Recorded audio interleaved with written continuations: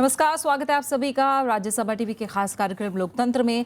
मैं हूं प्रीति। पश्चिम बंगाल में अंतिम दौर की 25 सीटों के साथ ही सूबे में मतदान प्रक्रिया मुकम्मल हो गई है।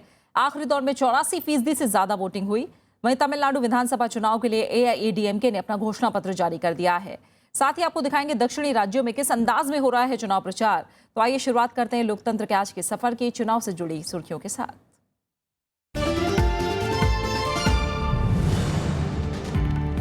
पश्चिम बंगाल में अंतिम दौर के साथ मुकम्मल हुई मतदान प्रक्रिया। छठे दौर की 25 सीटों पर 84% से ज्यादा वोटिंग।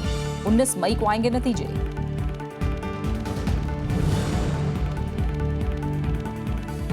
आखिरी दौर के बाद राजनीतिक दलों के दावे। टीएमसी सीपीएम ने भरी जीत की हुंकार। बीजेपी ने कहा अहम भूमिका निभाएगी पार्टी।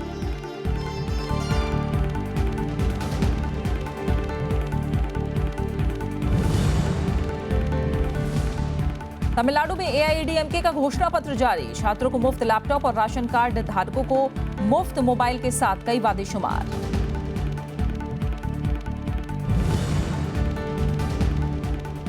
केरल के मुख्यमंत्री ओमन चांडी का एलडीएफ पर तीखा प्रहार। प्रेस नोट जारी कर बताया एलडीएफ उम्मीदवारों के खिलाफ 685 आपराधिक मामले दर्ज।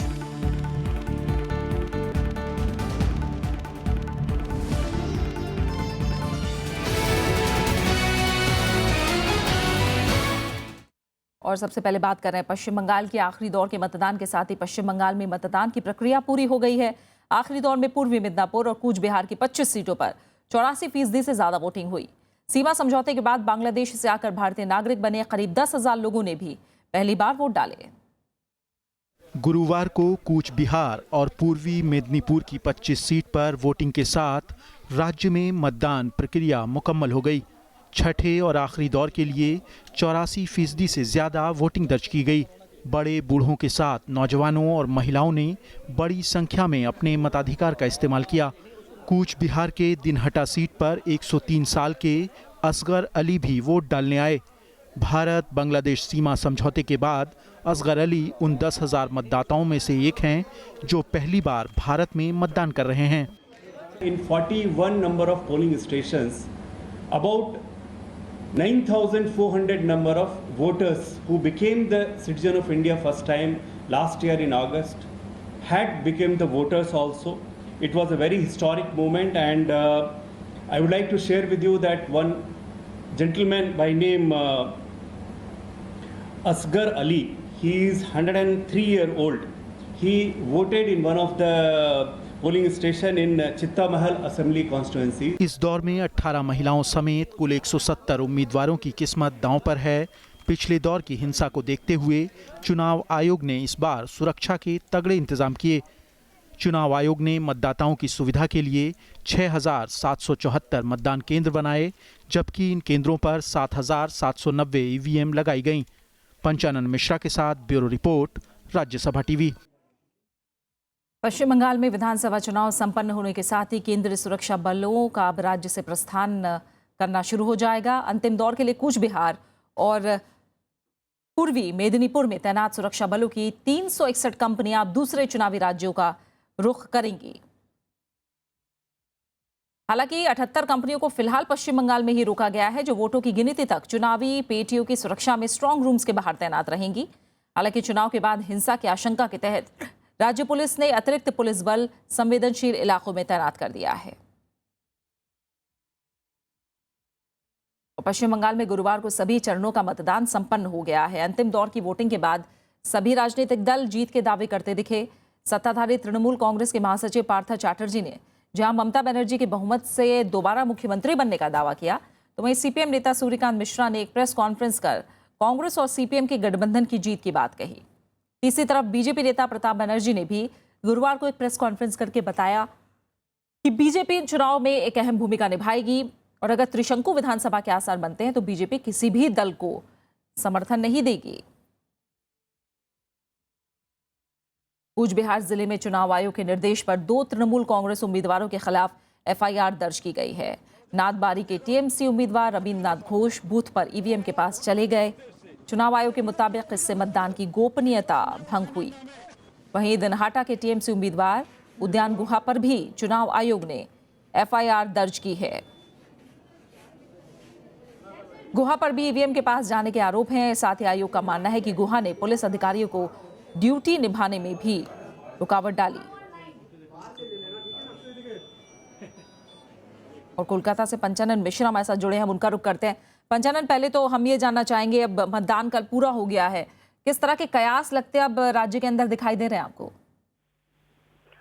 जी हाँ प्रीति, देखिए लगभग महीने भर लंबा चला ये दौर, 6 चरणों में चुनाव संपन्न हो गया और चुनाव आयोग का भी कहना है, स्थानीय प्रशासन का भी कहना है कि ये बड़ी उपलब्धि मानी जा रही है कि हिंसा की जो जितनी आशंका जताई जा रही थी वैसा हुआ नहीं, क्योंकि एक हैवी सिक्योरिटी का यहाँ डिप्लॉयमेंट हुआ, जिसके बाद पैरामिलिट्री फोर्स से लेकर लोकल जो स्थानीय पुलिस है उसकी वजह से, तो ये एक बड़ी उपलब्धि ये मानी जा रही है। अब दूसरी बात जब आती है कि अब चुनाव तो संपन्न हो चुका है, मतदान जो मतगणना है उसका काम 19 तारीख को होगा, तो अब कयास लगने शुरू हो गए हैं। जैसा कि हमने अभी देखा, सूर्यकांत मिश्रा ने कल ही प्रेस कॉन्फ्रेंस किया और उन्होंने डबल सेंचुरी की बात कही, यानी कि 294 में से 200 से ज्यादा सीटों के इस कांग्रेस और सीपीएम के गठबंधन की बात का दावा उन्होंने किया।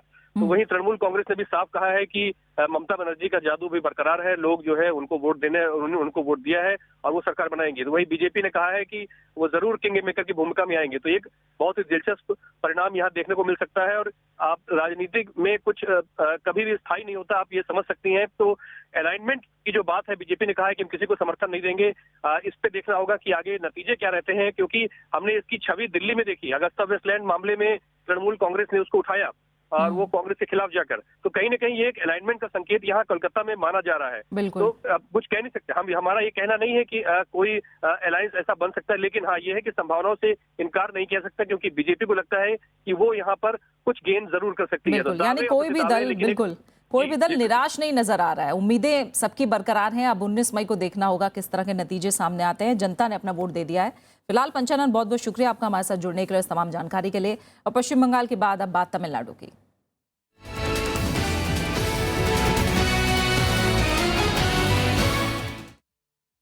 तमिलनाडु में सत्ताधारी एआईएडीएमके ने अपना घोषणा पत्र जारी कर दिया है। पार्टी पहले 23 अप्रैल को ही घोषणा पत्र जारी करने वाली थी, लेकिन काफी मंथन के बाद गुरुवार को एआईएडीएमके ने चेन्नई में से जारी किया।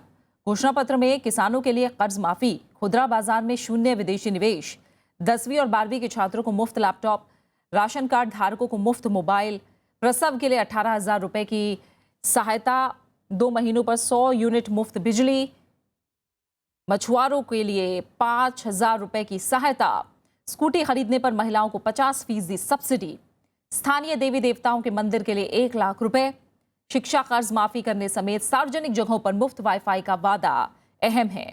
घोषणा पत्र में कई और लुभावने वादों को भी शामिल किया गया है। वहीं गुरुवार को कांग्रेस अध्यक्ष सोनिया गांधी चेन्नई पहुंची। तमिलनाडु में डीएमके और कांग्रेस गठबंधन के लिए प्रचार के दौरान उन्होंने डीएमके प्रमुख करुणानिधि के साथ मंच साझा किया। चुनाव की घोषणा के बाद सोनिया गांधी की तमिलनाडु में ये पहली चुनावी रैली थी।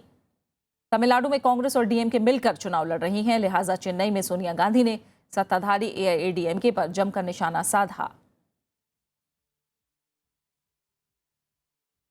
कांग्रेस उपाध्यक्ष राहुल गांधी शनिवार को चुनाव प्रचार के लिए तमिलनाडु में होंगे। राहुल गांधी मदुरै, कोयम्बटूर और तिरुवल्लुर में 3 चुनावी रैलियों को संबोधित करेंगे, जिसके बाद 10 तारीख को भी वो तमिलनाडु में प्रचार करते दिखाई देंगे। कांग्रेस सूबे में डीएमके के साथ मिलकर चुनाव लड़ रही है, जिसका सीधा मुकाबला एआईएडीएमके से माना जा रहा है। हालांकि तीसरे छोर पर पीडब्ल्यूएफ और डीएमडी के गठबंधन भी है, जो पूरे जोर शोर से चुनावी मैदान में अपनी दावेदारी ठोक रहा है। सीपीएम नेता सीताराम येचुरी ने तमिलनाडु के नेवेली में गुरुवार को एक चुनावी रैली को संबोधित किया।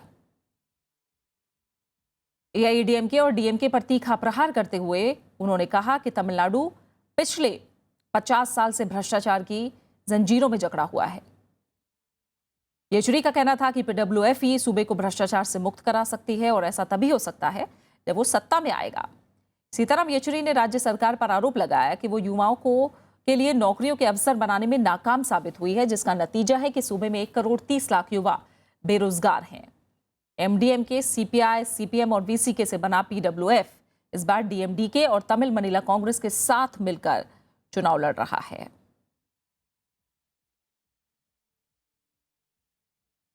चेन्नई से रविंद्र सिंह शुरान हमारे साथ जुड़े हुए हैं, उनका हम रुख करते हैं। रवींद्र, हम देख रहे हैं सरगर्मियां काफी बढ़ गई हैं। कल जिस तरह से डीएमके और सोनिया गांधी की रैली हुई और एआईएडीएमके ने अपना घोषणा पत्र जारी किया, चुनावी माहौल काफी अब गर्मा चुका है।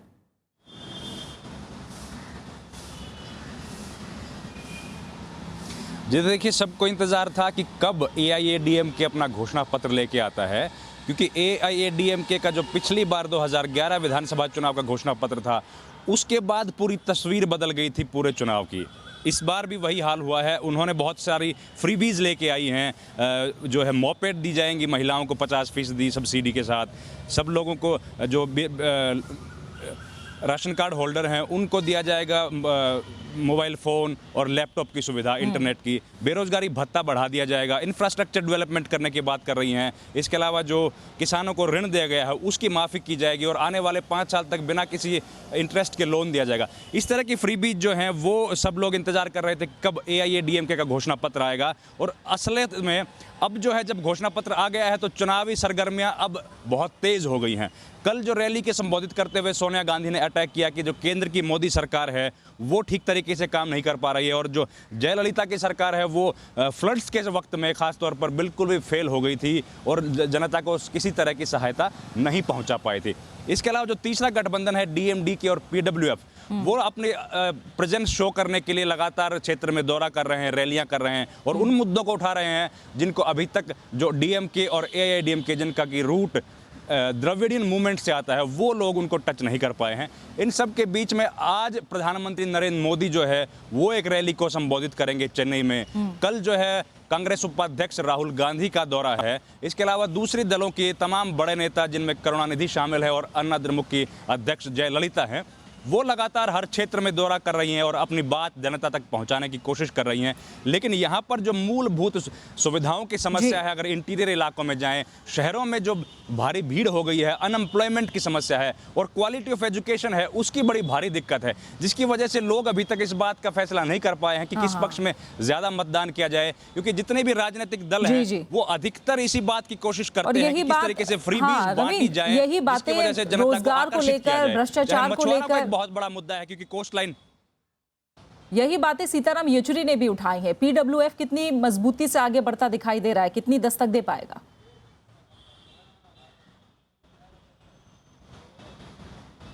जी देखिए, 1967 के बाद से लेकर आज तक लगातार डीएमके और एआईएडीएमके करीब करीब एक आध बार को छोड़ के सत्ता का उपभोग करते रहे हैं और सब राजनीतिक दल जो उनके अलावा दूसरी धुरी के हैं वो इन्हीं पर अटैक कर रहे हैं कि ये जो प्रदेश का विकास नहीं हो पाया है, इसका सबसे बड़ा कारण यही दो दल हैं। डीएमडीके और पीडब्ल्यूएफ का जो गठबंधन है, क्योंकि डीएमडी के पिछले विधानसभा चुनाव में जयललिता के साथ थी और 29 सीटों पर जीत हासिल की थी। इस बार क्योंकि पहली बार ऐसा है जब डीएमडीके की पार्टी विजयकांत जो है वो उससे अलग चुनाव लड़ रहे हैं, अकेले चुनाव लड़ रहे हैं। इस बार उनका असली लिटमस टेस्ट होना है। साथ ही साथ जो पीडब्ल्यूएफ की दूसरी पार्टियां हैं जो गठबंधन में जो शामिल हैं, चाहे वो वाइको की पार्टी हो या सीपीएम सीपीआई हो, वाइको जो है वो भी एक वक्त में डीएमके के साथ थे, इसलिए उनका भी जो धुरी है वो उसी गठबंधन और उसी द्रविड़ मूवमेंट के साथ है। इस बार इनका लिटमस टेस्ट जाहिर तौर पर होने वाला है कि कितना जनता के बीच इनका प्रभाव है। लेकिन तमिल मरीना कांग्रेस जो है उसके आने से इस बात की उम्मीद बढ़ रही है कि इनका कुछ वोट बैंक जो है वो तटीय इलाकों में, खासतौर पर मदुरई और उस क्षेत्र के इलाकों में कुछ बढ़ने की उम्मीद है, जिसके बाद ये एक चैलेंजिंग फैक्टर हो सकते हैं। परंपरागत जो वोट बैंक रहा है डीएमके का, उसमें कहीं सेंध लगा सकते हैं, क्योंकि एक लंबे वक्त से डीएमके का जो है वो गढ़ रहा है मदुरई और उसके आसपास का इलाका। लेकिन अगर विजयकांत की पार्टी और वीसीके जो है ये अगर कहीं कहीं मजबूती के साथ अपना प्रदर्शन कर पाए तो डीएमके के लिए कहीं ना कहीं मुश्किलें खड़ी हो सकती हैं। बहुत बहुत शुक्रिया रवींद्र, तमाम तफसील के साथ आपने इस जानकारी को हम तक पहुंचाया। फिलहाल बहुत बहुत शुक्रिया आपका हमारे साथ जुड़ने के लिए। और आइए अब बात करते हैं केरल की।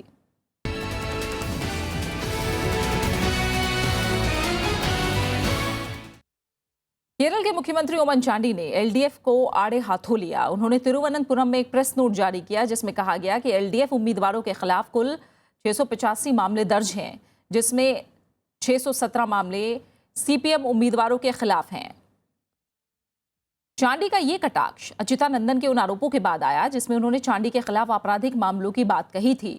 मुख्यमंत्री की तरफ से जारी किए गए नोट में यह भी कहा गया कि सीपीएम नेता अच्युतानंदन के खिलाफ 6 मामले दर्ज हैं, जबकि पार्टी के वरिष्ठ नेता पिनारी विजयन के खिलाफ 11 मामले दर्ज हैं।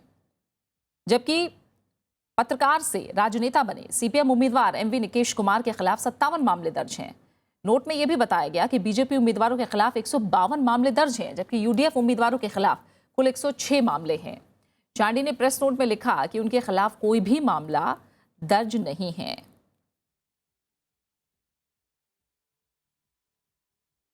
केरल विधानसभा चुनाव के लिए कांग्रेस हाईकमान पूरे जोर से अब प्रचार करने में जुटा है। कांग्रेस अध्यक्ष सोनिया गांधी और उपाध्यक्ष राहुल गांधी अगले हफ्ते केरल में चुनावी रैलियों को संबोधित करेंगे। सोनिया गांधी जहां 9 मई को त्रिसूर और तिरुवनंतपुरम में 2 जनसभाओं में शिरकत करेंगी, तो उपाध्यक्ष राहुल गांधी 11 मई से केरल के 2 दिन के दौरे पर रहेंगे। राहुल गांधी यहां इन 2 दिनों में अल्पुजा, इकुडी, एर्नाकुलम, कोझिकोड और कासरगोड में 6 चुनावी रैलियों को संबोधित करेंगे। कांग्रेस नेतृत्व वाले सत्ताधारी यूडीएफ का सीधा मुकाबला सीपीएम नेतृत्व वाले एलडीएफ से है, जबकि तीसरे छोर पर बीजेपी पूरे दमखम के साथ चुनावी मैदान में मौजूद है। केरल में दलित लड़की के साथ हुए बलात्कार का मामला अब चुनावी मुद्दा बन गया है। केरल में इस मामले पर राजनीतिक आरोप प्रत्यारोपों का दौर भी तेज हो गया है।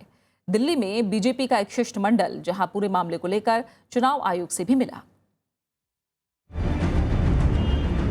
केंद्रीय मंत्री जेपी नड्डा की अगुवाई में बीजेपी का एक शिष्टमंडल चुनाव आयोग से मिला।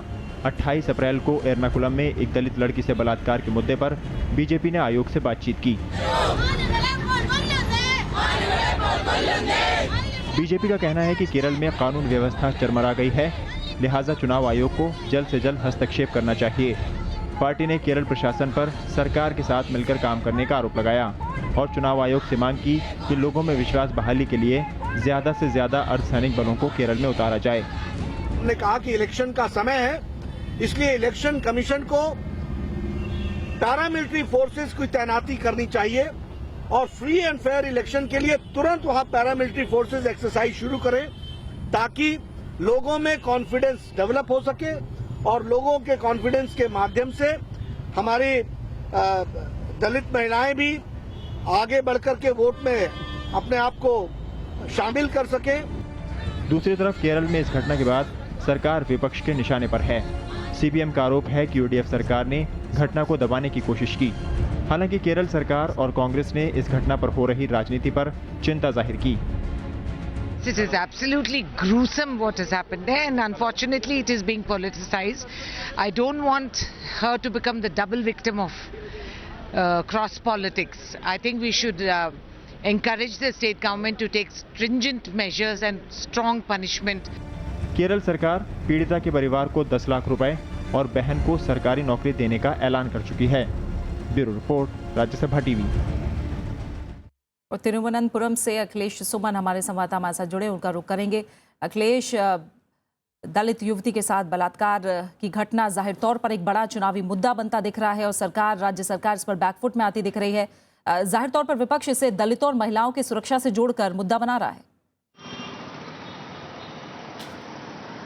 ना, निश्चित तौर पे सुरक्षा से जुड़ा हुआ मुद्दा इसको बनाने की कोशिश की जा रही है, लेकिन आज कांग्रेस ने एक नया रुख अपनाया है। कांग्रेस ने एक लिस्ट बनाई है जिसमें कि 685 ऐसे लोग हैं जो सीपीएम के से जुड़े हुए लोग हैं, लेफ्ट से जुड़े हुए लोग हैं, उनके खिलाफ आपराधिक मामलों की उन्होंने फहरिस्त जाहिर की है और यह कहने का प्रयास किया है कि अपराध में अगर हिंसा में अगर किसी का हाथ है तो सबसे ज़्यादा हाथ लेफ्ट के लोगों का है। तो आप समझ सकते हैं कि एक जो त्रिकोणीय मुकाबला होने की स्थिति बन रही है, जहां की बीजेपी एक नॉन एंटिटी से एंटिटी बनने की कोशिश कर रही है और इसके चलते कांग्रेस के लिए सीपीएम के लोग अभी तक बचे हुए थे। कांग्रेस सीधे सीधे बीजेपी पर प्रहार कर रही थी ताकि कांग्रेस का जो माइनॉरिटी वोट है वह माइनॉरिटी वोट इंटैक्ट रहे कांग्रेस के लिए। लेकिन अब कांग्रेस को लग रहा है कि सीपीएम को पूरी तरह छोड़ना ठीक नहीं है, क्योंकि सीपीएम साफ साफ तौर पर सीधे सीधे कांग्रेस पर प्रहार कर रही थी। उनके जो नेता हैं अच्युतानंदन, वो चीफ मिनिस्टर ओमन चांडी पर प्रहार कर रहे थे, भ्रष्टाचार के मामले में, कानून व्यवस्था में कमी के मामले में और यहां तक कि आपराधिक गतिविधियों में वृद्धि के मामले में ही। तो यह एक रोचक स्तर पर पहुंचा है जहां के रियल जो कंटेंडर हैं कांग्रेस और सीपीएम, उनके बीच में अभी मुकाबला शुरू हुआ है और बीजेपी उसके बीच में अपनी जगह बनाने की कोशिश कर रही है। जहां जबकि बीजेपी का कोई राजनीतिक आधार यहाँ नहीं था, अभी तक कोई एमएलए बीजेपी का नहीं है। तो बीजेपी एक तरह से कहें कि एक शैडो बॉक्सिंग करके अपने को केरल में प्रवेश कराने की, केरल की राजनीति में, केरल के लोगों के जेहन में घुसने की कोशिश कर रही है। और इसीलिए जेपी नड्डा ने इलेक्शन कमीशन में जाकर दिल्ली से एक संदेश देने का प्रयास किया है कि केरल के लिए वो बहुत चिंतित हैं। और आज राजनाथ सिंह जो होम मिनिस्टर है वो आने वाले हैं, उसके अलावा जो सामाजिक न्याय मंत्री है वो आने वाले हैं, उसके बाद प्रधानमंत्री नरेंद्र मोदी खुद आने वाले हैं। तो केरल की राजनीति अभी जिस मोड़ पे पहुंची है, बीजेपी को लग रहा है कि उसके लिए एक बहुत सुनहरा मौका है जहां शून्य से वो उठकर या तो सिंगल डिजिट या डबल डिजिट में अपनी उपस्थिति बना सकते हैं केरल विधानसभा चुनाव में। जैसा आप बता रहे हैं, तमाम बड़े नेता और साथ ही प्रधानमंत्री की रैली भी है। हम देख रहे हैं कि खास तौर से अगले हफ्ते भी रैलियों का अंबार लगने वाला है। तो तमाम संभावनाएं और आशंकाएं जिस तरह से केरल में बनती बिगड़ती दिखाई दे रही हैं, इस नजरिए से कितना दिलचस्प चुनाव लग रहा है इस बार केरल में? हाँ, वही बात मैं कह रहा था प्रीति की, बहुत ही दिलचस्प इस मामले में है कि अभी तक दो पक्षीय चुनाव होते थे, कांग्रेस और लेफ्ट के बीच में चुनाव होता था, मतलब यूडीएफ और एलडीएफ के बीच में, जिसमें कि एक बार एलडीएफ की सरकार बनती थी, एक बार यूडीएफ की सरकार बनती थी। बिल्कुल ही एक नियम के मुताबिक ऐसा होता था, 5 साल एलडीएफ 5 साल यूडीएफ। इस बार बीजेपी ने बहुत बड़ी ताकत लगाई है और बीजेपी प्रचार के माध्यम से यह दिखाने की कोशिश कर रही है कि केरल में उसकी बहुत बड़ी उपस्थिति है, चाहे वो केंद्र के माध्यम से हो, नरेंद्र मोदी का ऑरा दिखाने की कोशिश हो, डेवलपमेंट के मामले में नरेंद्र मोदी को प्रतीक चिन्ह बनाने की कोशिश हो, वो सारे हथकंडे बीजेपी यूज कर रही है ताकि वह तीसरा कोण बने केरल की राजनीति में। और इससे जो होगा यह कि या तो सीपीएम के कुछ वोट कटेंगे, अगर सीपीएम का वोट वो काटती है तो उसका फायदा यूडीएफ को मिल सकता है, लेकिन बीजेपी की कोशिश ये है कि उसका फायदा यूडीएफ को उतना ना मिले जितना कि बीजेपी को मिले।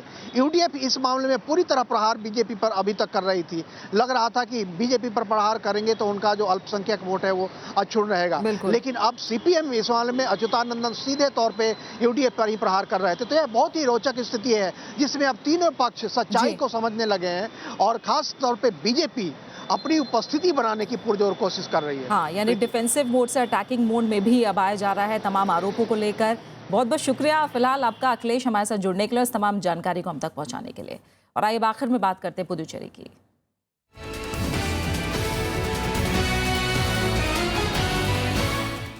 पुदुचेरी में चुनाव नजदीक आने के साथ ही सियासी हलचल तेज हो गई है। कांग्रेस अध्यक्ष सोनिया गांधी ने गुरुवार को चेन्नई के बाद पुदुचेरी में चुनावी रैली की। उन्होंने सत्ताधारी एनआर कांग्रेस सरकार को विकास विरोधी बताया। उनके निशाने पर बीजेपी और एआईएडीएमके भी रहे। पिछली बार सत्ता में आने से चूकी कांग्रेस पुदुचेरी में इस बार पूरा जोर लगा रही है। पार्टी को मजबूती देने के लिए पार्टी अध्यक्ष सोनिया गांधी खुद मोर्चा संभालने पहुंची। पुदुचेरी की रैली में सोनिया गांधी ने यूपीए शासन के वक्त राज्य में हुए कामों का जिक्र किया। उन्होंने मौजूदा एनआर कांग्रेस सरकार को अवसरवादी बताया। For the last 5 years, Puducherry is being ruled by a most opportunistic party, a party which is willing to join hands with anyone to remain in power. Sonia Gandhi ने अपने संबोधन में मछुआरों की तकलीफों से लेकर किसानों की समस्याओं का भी जिक्र किया। उन्होंने एनआर कांग्रेस के साथ ही एआईएडीएमके और बीजेपी की भी आलोचना की। This combination of BJP, AIDMK, ARNIC have caused a great deal of damage to Puducherry. They may have different names, but their identity is the same. Their identity is anti-people and anti-Puducherry. राज्य में 16 मई को मतदान होना है। कांग्रेस ने पुदुचेरी में DMK के साथ गठबंधन करके चुनाव लड़ने का फैसला किया है। गठबंधन के तहत कांग्रेस 21 और डीएमके 9 सीटों पर चुनाव लड़ रहे हैं। Bureau report, Rajya Sabha TV. और इसी के साथ फिलहाल लोकतंत्र के सफर में आज इतना ही। इजाजत दीजिए, नमस्कार।